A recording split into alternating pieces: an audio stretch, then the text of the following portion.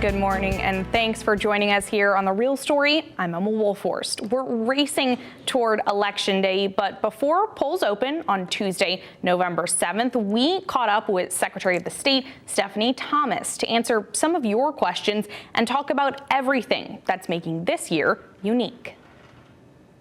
How have you been feeling this week? What's the energy like in the last couple days before the election? It is hectic in our office. As you might imagine, we are actually having 169 different elections, meaning they're administered at the town level. So many towns reach out to us with some last minute questions. We have a number of new registrars and new town clerks. So they're double checking to make sure they're doing things correctly. So it's been really hectic. Our sort of helpline has been ringing off the hook, but it's exciting. Good.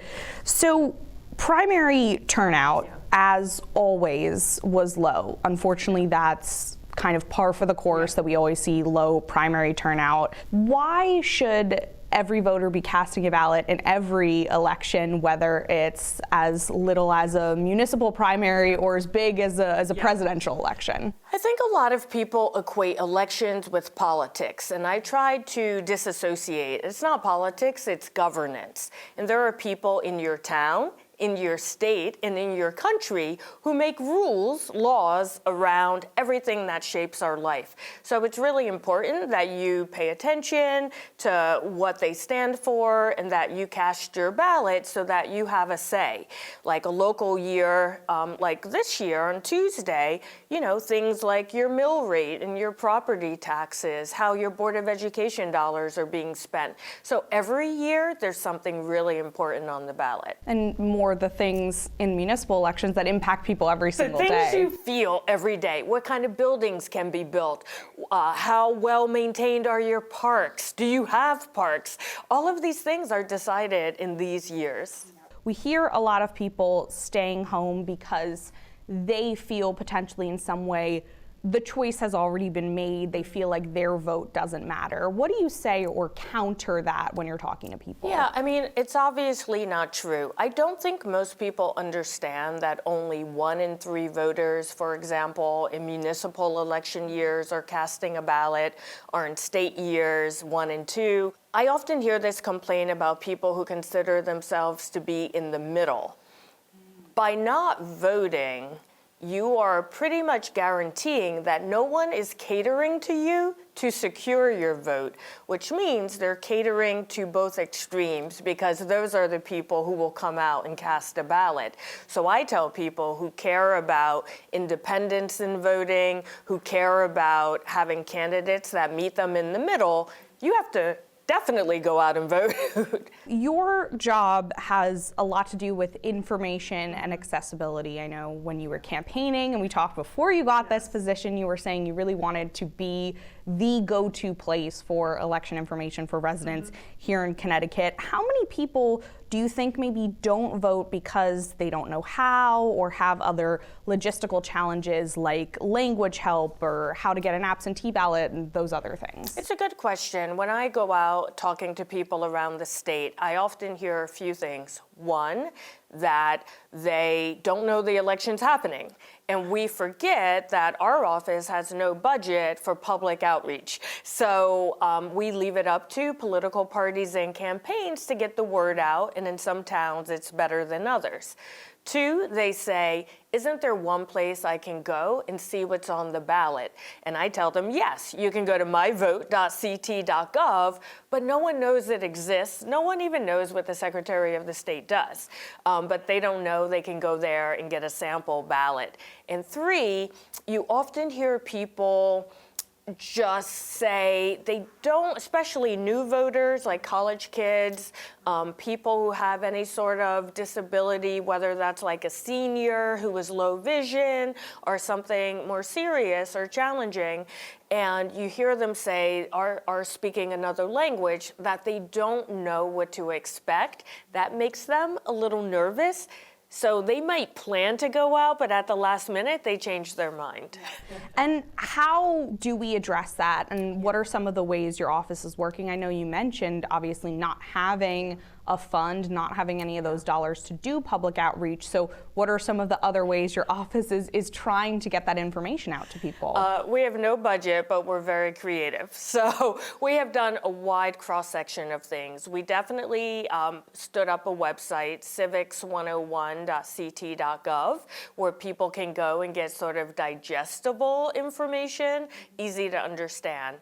We have also done a number of community projects. So for example, we had kids groups painting, recycling lawn signs and painting them with messages like don't forget to vote or election day is November 7th. We're trying to give people ideas that they can incorporate in their own town. You know, we're seeing political fatigue get to voters a lot of the times with all of that noise and some of, you know, the chaos we've seen both sometimes here and nationally on Capitol Hill. Yeah. It kind of turns some people off sometimes when they see that going on. What do you think are some of the next steps to make it a little bit more accessible and maybe cut through some of that political noise for people? You know, there are many things we can do. Some people have policy solutions like ranked choice voting or runoff elections, etc. Some people believe if there's campaign finance reform, that will change the face of politics. But a lot of it is actually in the hands of us, the people, right? If we start asking better questions, if we start investigating our candidates, I feel that most people rely on the candidate providing them everything they know about the candidate.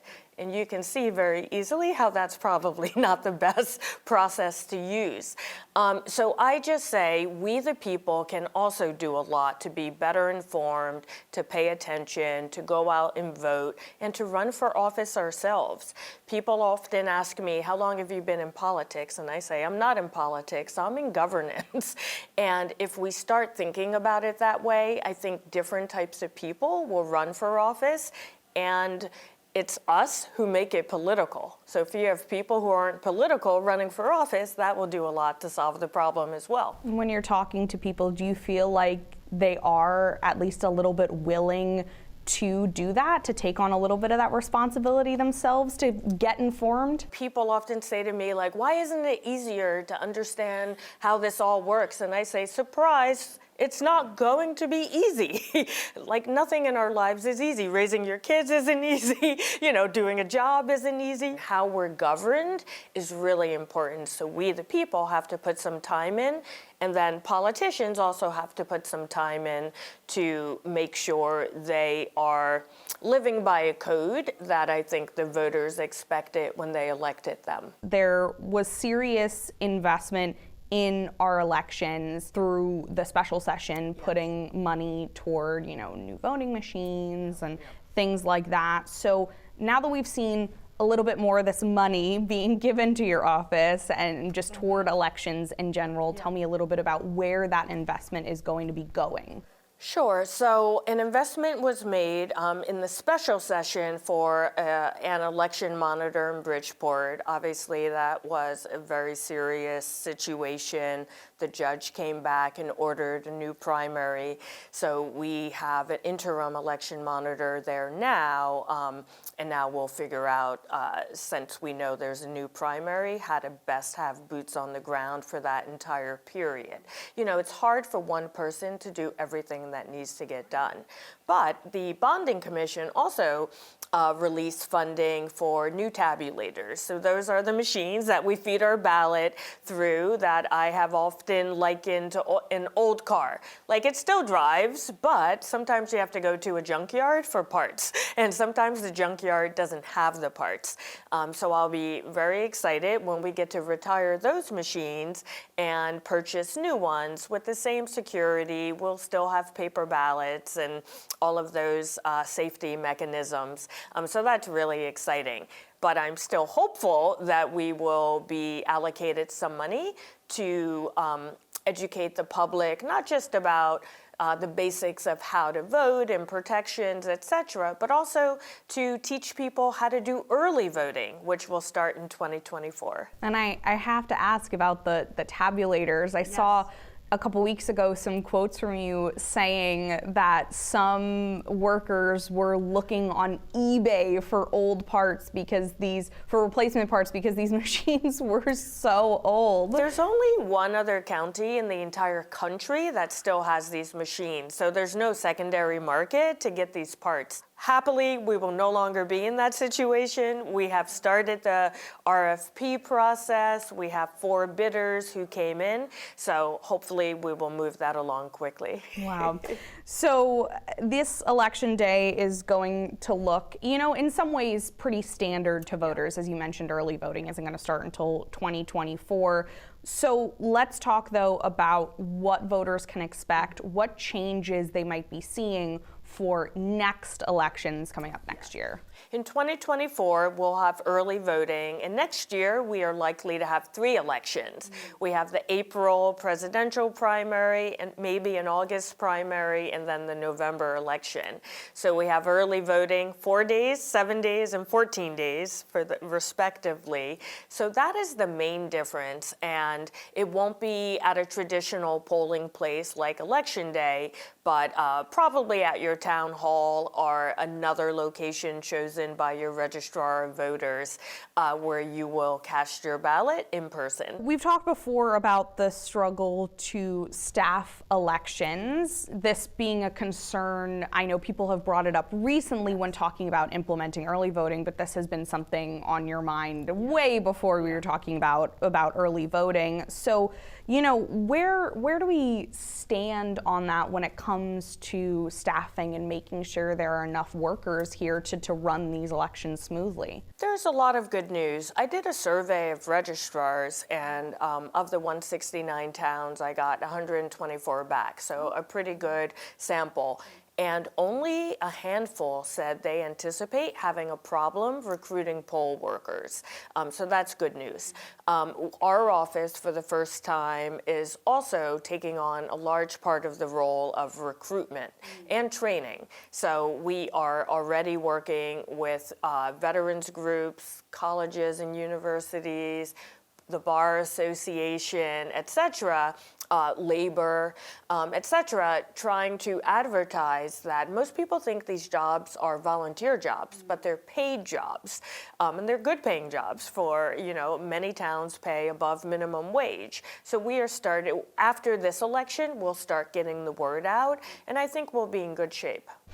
And there's been a lot of national attention on election interference and security, and not just national. You brought it up. We had the situation in Bridgeport. They were in court. We've now seen this new primary ordered, so I think it's definitely been on people's minds a lot. So are we dealing, in your opinion, with a sense of mistrust in state elections right now, or is there a fear among voters about misinformation and possibly threats toward their votes?